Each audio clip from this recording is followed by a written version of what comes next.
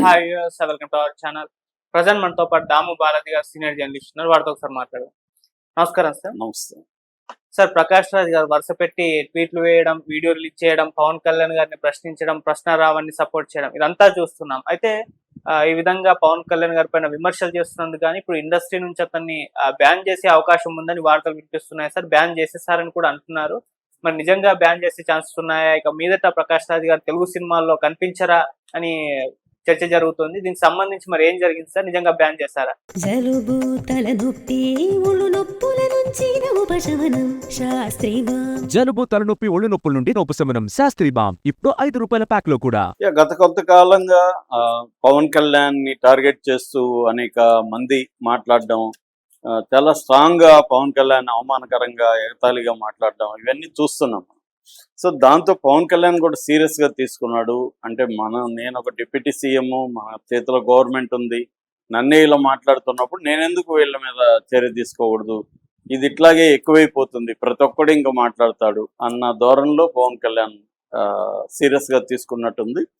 దాంతో కేసులు పెట్టడం మొదలైంది. ఇది ఒక రకంగా నాగేశ్వర్తో మొదలైంది. సో ప్రొఫెసర్ నాగేశ్వర్ ఆయన కూడా కేసులు పెట్టి జైలు వేసేద్దామని ప్లాన్ చేశారు. అందుకనే జనసేన నాయకుల దగ్గర అనేక చోట్ల కేసులు పెట్టించారు. కాకపోతే ఇక్కడ తీవ్ర వ్యతిరేకత రావడం, తెలంగాణలో ఆయన సుదీర్ఘకాలం జర్నలిస్ట్గా ఉండడం చాలా వ్యతిరేకత వస్తుంది. నేషనల్ లెవెల్లో కూడా ఆయన పాపులర్ కాబట్టి మనం తగ్గుదాం అన్నట్టుగా తగ్గినట్టుగా మనకు కనబడుతుంది. ఇది చాలే ఈ డోసు అన్నట్టుగా, అంటే ఒక రకంగా నాగేశ్వర్ కూడా ఒక డోసు ఇచ్చినట్టుగానే, అంటే నిన్నైనా కూడా మేము వదలము, లాక్కెళ్తాము అన్నట్టుగా. ఎందుకంటే పోలీసులు బయలుదేరుతున్నారని అరెస్ట్కి అవన్నీ అక్కడ అదంతా కూడా పెద్ద సంచలనంగా మారింది. దాంతో తెలంగాణ అంతా కూడా ప్రొఫెసర్ నాగేశ్వర్ వెనక నిలబడింది. సో దాని తర్వాత ఇంకొంతమంది కూడా మీద కేసులు పెట్టినట్టుకున్నారు, దువ్వాడ శ్రీనివాస్ లాంటి వాళ్ళ మీద. సో ఇప్పుడు రావణ్ 28న లాస్ట్ మంత్ 28న ఏలూరులో దళిత క్రైస్తవ సమర శంకరరావు సభ జరిగినప్పుడు అందులో మాట్లాడుతూ పవన్ కళ్యాణ్ భాషలోనే నేను మాట్లాడతాను అని చెప్పి పవన్ కళ్యాణ్ వైసీపీని విమర్శించినట్టుగానే ఆయన అదే పద్ధతిలో ఈయన కూడా మాట్లాడాడు. సో నారాయణ చెప్పినట్టుగా చొప్పు చూపించలేదు తప్ప మిగతా భాష అంతా యాజ్ ఇట్ ఈజ్గా పవన్ కళ్యాణ్ ఏం మాట్లాడాడు అదే మాట్లాడాడు. అయితే దాన్ని హర్ట్ అయ్యి ఆల్రెడీ ఏంటంటే ఇది ఓన్లీ ట్రిగరింగ్. ఆల్రెడీ రావణ్ మీద వాళ్ళకి కన్నుంది. రావణ్ మీద పవన్ కళ్యాణ్కి ఎప్పటి నుంచో ఉన్నట్టుగానే మనకు తెలుస్తుంది. అంటే హిట్ లిస్ట్ వాళ్ళకి కూడా ఒకటి ఉంటుంది కదా, ఏ జర్నలిస్టులు మనల్ని ఎట్లా మాట్లాడుతున్నారు ఇవన్నీ వాళ్ళకి కూడా ఫీడ్బ్యాక్ ఉంటుంది కాబట్టి కన్ను ఉన్నట్టుగా ఉంది. ఇప్పుడు దొరికాడని చెప్పి అతన్ని తీసుకొచ్చి అరెస్టులు చేసి కేసులు పెట్టారు. అయితే వాళ్ళు ఊహించిన విధంగా 4 కేసుల్లో బెయిల్ వచ్చింది. సో ఎందుకంటే ఇది మామూలుగా మనకి సుప్రీంకోర్టు అనేక సార్లు ఏం చెప్పిందంటే 7 ఏళ్ళ కంటే తక్కువ జైలు శిక్ష పడే కేసుల్లో పోలీసులు అరెస్ట్ చేయకూడదు. ఎందుకంటే bail is rule, jail is exception అని ఎప్పటి నుంచో కోర్టులు చెబుతున్నాయి, ముఖ్యంగా సుప్రీంకోర్టు. ప్రజానికి అరెస్ట్ చేయడం కాదు, నేర తీవ్రత 7 ఏళ్ళ కంటే పైన ఉంటేనే ఒక డెడ్ లైన్ పెట్టింది, ఒక ఇది పెట్టింది, అప్పర్ లిమిట్. సో అందువల్ల 7 ఏళ్ళ కంటే లోపలున్న కేసుల్లో నోటీస్ ఇచ్చి విచారించాలి మామూలుగా.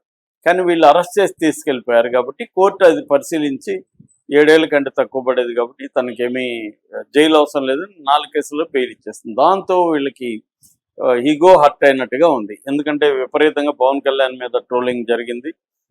ఇతను రావణ్ సక్సెస్ అయినట్టుగా చెప్తున్నాడు, అతను కూడా నవ్వుతున్నాడు, అతను కూడా మీడియాతో మాట్లాడు. ఇవన్నీ చూసి ఖాళీ ఏం చేశారంటే రావణ్ని మీద ఉపా పెట్టేశారు. UAPA అంటారు, అన్లాఫుల్ యాక్టివిటీస్ ప్రివెన్షన్ యాక్ట్ 1967లో వచ్చింది. దాంట్లో కూడా 13 and 39 పెట్టారు. దీనికి సపోర్ట్ చేయడానికి కోసం మొత్తం ఇతని వీడియోలని 4-5 వేల వీడియోల్ని, అంటే షార్ట్లు వీడియోలు కలిసి 4-5 వేలు చూశారని నాకు ఎవరో ఫ్రెండ్ చెప్పారు, జర్నలిస్ట్ కూడా. అంటే అంతగా తవ్వేశారు ఈ 2-3 రోజుల్లోనే. ఒకటి పెద్ద టీమును పెట్టి, అంటే ఎక్కడ ఇతను దొరుకుతాడు, ఎట్లా పెట్టాలి అని చెప్పి అవన్నీ తవ్వేసి అందులో హిడ్మా గురించి చేసిన ఒక వీడియో, నేను దేశభక్తుడిని కాదని చెప్తున్నది, ఇలాంటివేవో పెట్టేసి దాంట్లో ఉపా పెట్టేశారు. సో ఇప్పుడు జడ్జి కూడా మామూలుగా అయితే సుప్రీంకోర్టు అనేక సార్లు ఏం చెప్పిందంటే పోలీసులు సెక్షన్లు పెట్టేస్తే గుడ్డిగా రిమాండ్కి ఇవ్వకండి, ఆ సెక్షన్లు అప్లికబుల్గా కాదా, కంప్లైంట్లు ఏముంది ఇవన్నీ పెట్టండి అని. కానీ ఇక్కడ కంప్లైంట్లో కూడా ఇట్లా దేశద్రోహం చేశాడు ఇతను అన్నట్టుగా పెట్టారు. ఎందుకంటే BNS 152 కూడా పెట్టారు. అది దేశద్రోహం అంటే సెడిషన్ అంటారు. ఒకప్పుడు సెడిషన్ ఉండేది. సెడిషన్ అంటే రాజద్రోహం, బ్రిటిష్ కాలం నాటి ఉంది. మన త్రిబుల్-ఆర్ రఘురామకృష్ణరాజు మీద కూడా జగన్ పెట్టింది ఆ కేసే. దాన్ని మార్చారు వీళ్ళు BNSలో 2023లో భారతీయ న్యాయ సంహిత, భారతీయ నాగరిక సురక్షా సంహిత ఇవి వచ్చినప్పుడు దాన్ని మార్చి వీళ్ళు ఏం చెప్పారంటే దేశద్రోహం అన్నారు. రాజద్రోహం తీసేది దేశద్రోహం, రెండు ఒకటే, అవేమి ఇది లేదు. కాకపోతే పదాలు మార్చారు వీళ్ళంతే. అదే దాన్ని అలా పెట్టారు. సో ఆ సెక్షన్ పెట్టారు. ఉపాయమో టెర్రరిస్ట్ యాక్ట్ అనమాట. దేశ సమగ్రతకు సార్వభౌమత్వానికి భంగకరంగా ఉండడం, దేశ సార్వభౌమత్వాన్ని దెబ్బతీసే విధంగా సాయుధ పోరాటాన్ని పురికల్పడం, ఇవన్నీ నేరాలు దీని కింద పెట్టారు. నిజానికి తెలుగు రాష్ట్రాల్లో ఒక యూట్యూబర్ మీద పెట్టడం ఫస్ట్ టైం. మేబీ ఇంకా చాలా మంది మీద పెడతారనుకుంటా. ఇది ఒక అర్థమైంది కాబట్టి ఇలా పెట్టచ్చని.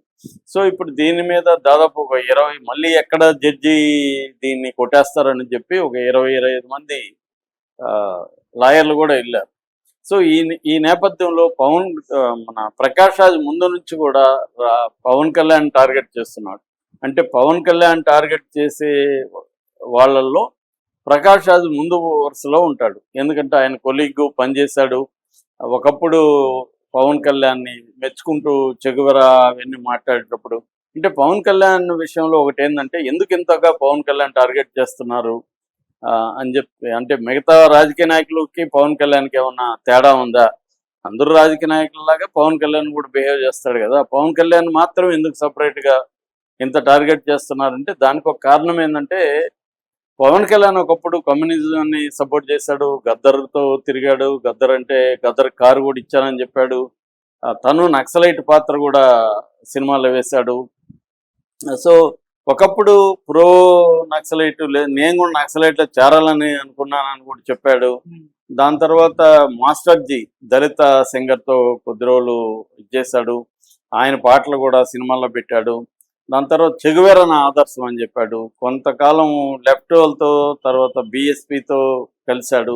ఇవన్నీ చేసి ఎక్స్ట్రీమ్ యూటర్న్ తీసుకొని సనాతనం వెళ్ళేసరికి చాలామంది ఆయన అభిమానించే వాళ్ళు హర్ట్ అయిపోయారు.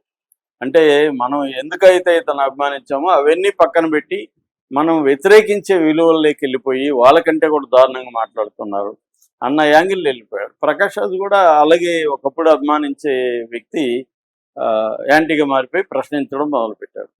సో దాంతో ప్రకాష్ రాజ్ ఒక ఇబ్బందిగా మారిపోయింది. వారికి టార్గెట్ చేయడం మొదలుపెట్టారు. సో ఇప్పుడు ప్రకాష్ రాజ్ని కేసులు పెట్టాలి, అతని మీద కూడా పెట్టాలి అన్న ఒక డిమాండ్ ఉంది. పెడితే ప్రకాష్ రాజ్ నేషనల్గా పాపులర్ కాబట్టి ఇంకా బదనం అవుతారు. ఇప్పటికిప్పుడైతే నాకు తెలిసి ప్రకాష్ రాజ్ని ఉపాలో పెట్టి అరెస్ట్ చేయకపోవచ్చు. ఎందుకంటే ఆల్రెడీ ఇది నెగిటివ్ వచ్చింది. నేషనల్ వైడ్ రామన్ కేసు కూడా నేషనల్ వైడ్గా ఇదైపోయింది. వీళ్ళు హ్యూమన్ రైట్స్ కమిషన్ అన్నిటి కూడా పెట్టారు. ఇప్పుడు హైకోర్టులో కూడా ఉంది. హైకోర్టు ఒకవేళ కొట్టేస్తే ఇంకా ఇబ్బంది అవుతుంది పవన్ కళ్యాణ్కి. అంటే అందరికీ ఏమైందంటే పవన్ కళ్యాణ్ ఇగోకు పోయి రావణ్ అరెస్ట్ చేశారు తప్ప రావణ్ అరెస్ట్ చేయాలన్నంత ఇదేమి లేదు.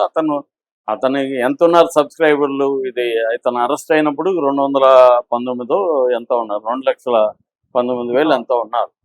సో దాన్ని వ్యూస్ ఎంత వస్తున్నాయి? మహా అంటే 50,000, 60,000, 1,00,000 వ్యూస్. అతనికి ఏమి 10 లక్షలు మిలియన్స్ ఏమి చూడట్లేదు. కాబట్టి వదిలేస్తే అసలు రావణ్ చాలా మందికి తెలియదు కూడా. నేను కూడా ఈ అరెస్ట్ అయ్యే వరకు రావణ్ వీడియో ఒకటి కూడా చూడలేదు. అప్పుడప్పుడు ఫ్రెండ్స్ వాళ్ళు చెప్పేవాళ్ళు తప్ప నేను ఎప్పుడు చూడలేదు అతని వీడియో.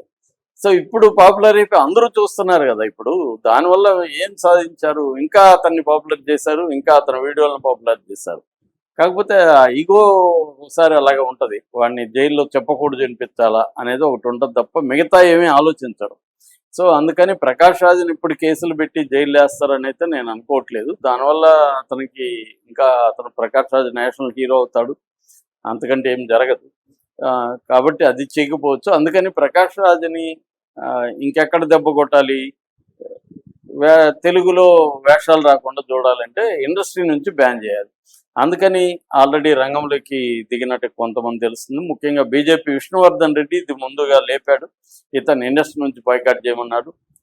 నిజానికి ఇండస్ట్రీ నుంచి ఎందుకు బాయ్కాట్ చేయాలి? ఇండస్ట్రీలో డిఫరెంట్ అభిప్రాయాలు ఉండేవాళ్ళు ఉండకూడదా? ఇండస్ట్రీలో బీజేపీని సపోర్ట్ చేసేవాళ్ళు, హిందూ మతతత్వాన్ని సపోర్ట్ చేసేవాళ్ళే ఉండాలా? ఇక్కడ ఏంటంటే హిందూ వేరు, హిందూ మతతత్వం వేరు. అంటే హిందూ మతాన్ని రాజకీయాలకు వాడుకొని వైషమ్యాలు క్రియేట్ చేయడానికి హిందూ మతత్వం అంటాం. హిందువులు అనేది భక్తికి సంబంధించింది. దాన్ని ఎవరు ఇక్కడ అడగట్లేదు. ప్రకాష్ రాజ్ కూడా ఆయన వాళ్ళ మదర్ క్రిస్టియన్, ఆయన హేతువాది, వాళ్ళ భార్య హిందూ, వాళ్ళ పిల్లలు హిందువులు. కాబట్టి ఆయన క్రిస్టియన్ అనడం కూడా రాంగ్. ఆయన హేతువాది అంతే, ఆయనకి ఏ మతం లేదు. కాబట్టి ఆయన ఏమి పనిగట్టుకొని చేయట్లేదు ఎక్కడ కూడా. కాకపోతే ఆయనకు ఒక్కోసారి బ్యాలెన్స్ తప్పి జోకులు వేయడం, ఒక సెటైరికల్గా మాట్లాడడం లాంటివి ఆయనకి చెడ్డ పేరు తెచ్చాయి. రెండవది, ఇప్పుడు ఆయన మీద ఇండస్ట్రీలో ఇచ్చేస్తే రేపొద్దున ఆయనకి ఏముంది, నేషనల్ వైడ్గా సినిమాలు ఉన్నాయి. రెండోది, ఆయన మొన్ననే ప్రొఫెసర్ నాగేశ్వర్కి ఇచ్చిన ఇంటర్వ్యూలో కూడా చెప్పాడు, నేను సినిమాలు వేషాలు తగ్గచ్చు, నాకు డబ్బులు తగ్గచ్చు, నేను దానికి రెడీగా ఉన్నానని. కాబట్టి ఆ రకంగా వీళ్ళు బ్యాన్ చేసినంత మాత్రాన ఆల్రెడీ ప్రకాష్ రాజ్కి తగ్గిపోయినాయి. ఎందుకంటే వేరే రకాల విలన్స్ వచ్చేసారు. ప్రకాష్ రాజ్ కూడా మొనోటనస్ అయిపోయింది యాక్టింగ్. కాబట్టి ఇక్కడ ఏమీ ఇప్పుడు బ్యాన్ చేసినంత మాత్రం ఏం జరగదు. ఈ సందర్భంలో శివకృష్ణ పాత ఇంటర్వ్యూని వైరల్ చేస్తున్నారు. అది చూస్తే ఇప్పుడు చెప్పాడేమో శివకృష్ణ అనుకుంటారు. నిజానికి శివకృష్ణ ఇప్పుడు చెప్పలేదు, అది ఎప్పుడో పాత వీడియో. శివకృష్ణనే ఫేడ్ అవుట్ అయిపోయిన ఆర్టిస్టు, ఆయన వచ్చి ఈ ఆర్టిస్ట్ని తీసేయమని చెప్పడం వల్ల ఉపయోగం ఏంటి? రెండోది, ఇంకా ఎట్లాగో బండ్ల గణేష్ మాట ఇండస్ట్రీలో ఎవడు వింటావు. కాబట్టి ప్రకాష్ రాజ్ని ఈ ఇష్యూలో ఆయన చేసిన తప్పేంటి? పవన్ కళ్యాణ్ని ప్రశ్నిస్తున్నాడు, రావణ్ అరెస్ట్ని ప్రశ్నిస్తున్నాడు. అందులో ఏమి తప్పు కూడా లేదు. ప్రశ్నించే హక్కు ప్రతి ఒక్కరికి ఉంది. ఆయన ఏమన్నా బూతులు మాట్లాడాలా, ఆయన ఏమన్నా ఎవరన్నా పరుషంగా దూషించాడా? ఏమి లేదు కదా. కాబట్టి ఆయన డైరెక్ట్గా క్వశ్చన్స్ అడుగుతున్నాడు, దానికి ఆన్సర్ ఇవ్వండి. అది వదిలేసి ఆయన మీద ఇండస్ట్రీ బ్యాన్ అంటే అదేం జరిగేదేం కాదు. ఇండస్ట్రీ ఏమి బ్యాన్ చేయదు. రెండోది, ఇవాళ ఇండస్ట్రీ ఏదో ఒకరెవరో చెప్తే ఇదే పెదరాయిడ్లాగా తీర్పిస్తే అందరూ ఫాలో కావాల్సిన అవసరం కూడా లేదు. వాటికి బాడీస్ ఉన్నాయి. ఒకవేళ ఆంధ్ర బాడీ చేస్తే తెలంగాణ బాడీ సపోర్ట్ చేయొచ్చు ప్రకాష్ రాజ్ని. ఎందుకంటే తెలంగాణలో కూడా ఛాంబర్ ఉంది, అన్నీ ఉన్నాయి ఇప్పుడు. సో తెలంగాణ ఛాంబర్లో ఉండేవాళ్ళు ఇస్తారు వేషాలు. ఒకవేళ ఆంధ్ర ఛాంబర్లు ఇవ్వద్దనుకుంటే ఎవరు ఎలాగో ప్రొడ్యూసర్లు, పవన్ కళ్యాణ్ సపోర్ట్ చేసే ప్రొడ్యూసర్లు ఇవ్వకపోవచ్చు ఛాన్సులు. ఆల్రెడీ మానేశారు ఎప్పుడు. కాబట్టి ఆయన కొత్తగా పోయేది ఏమీ లేదు Prakash Raj. Okay sir, thank you so much.